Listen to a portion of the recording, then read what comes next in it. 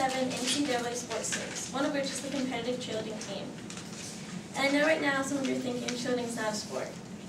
But how many of you can flip your bodies around and throw other girls in the air? My name is Corrine and I'm a member of the competitive cheerleading team, and I'm going to tell you why cheerleading is a sport. To be a cheerleader, you have to be just as athletic as a football player, if not more. Sorry, guys. But according to John Campbell from the University of Minnesota, cheerleading has been around since 1898. But the public eye does not see all the determination and hard work that cheerleaders put into practices and competitions. They just see the glitter and all the crazy screaming girls everywhere. But like we all know, not all stereotypes are true. According to the official American Cheerleader magazine, in 2008, they said cheerleading is an American invention that 3.8 million people participate in, 97 of them being females, yet there are those male cheerleaders out there.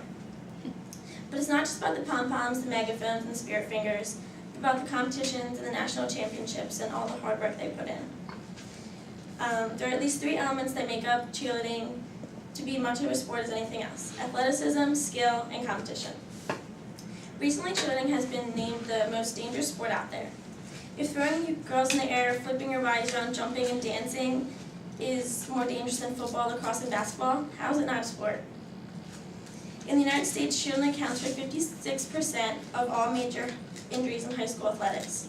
Though these injuries aren't something to be proud of, they show that cheerleaders must stay in great shape and do stretches to prevent these injuries.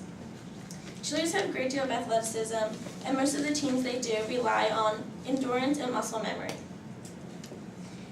I know it's hard to believe that there's a sport out there where makeup and hair is just as important as their performance, but during their 2.5-minute routine, they use every part of their body.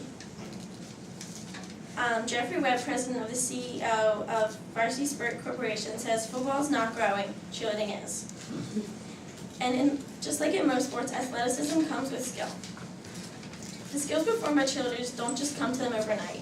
Most high-level cheerleaders start their cheerleading career when they're very young, or they're fearless and they can just throw their bodies around and let their bodies acquire new skills and have their bodies remember these skills.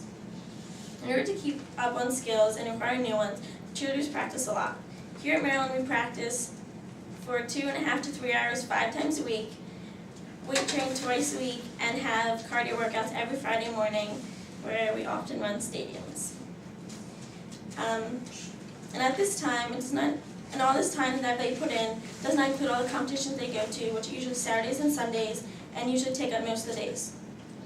At a competition, a regular team schedule is to arrive, stretch, warm up, perform, and the award ceremony. But during this time, they're also watching the other teams in their division. Cheerleaders are very competitive in their division, and they often form rivals.